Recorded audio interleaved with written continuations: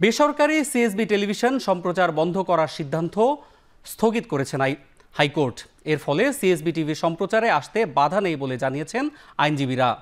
সোমবার বিচারপতি কামরুল হোসেন মোল্লা ও বিচারপতি কাজী জিনাত হকের হাইকোর্ট বেঞ্চ এই আদেশ দেন। বেসরকারি টেলিভিশন সিএসবি সম্প্রচার বন্ধ করার সিদ্ধান্ত স্থগিত চেয়ে আবেদন করেন বিএনপির প্রয়াত নেতা সালাউদ্দিন কাদের চৌধুরীর ছেলে ফাইয়াজ কাদের চৌধুরী।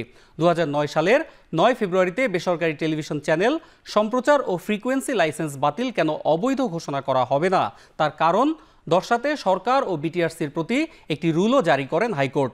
সাবেক তত্ত্বাবধায়ক সরকারের সময় 2007 সালের 6 সেপ্টেম্বর স্বল্প সময়ে জনপ্রিয়তা পাওয়া সংবাদ ভিত্তিক চ্যানেলটির সম্প্রচার বন্ধ ঘোষণা করা হয়।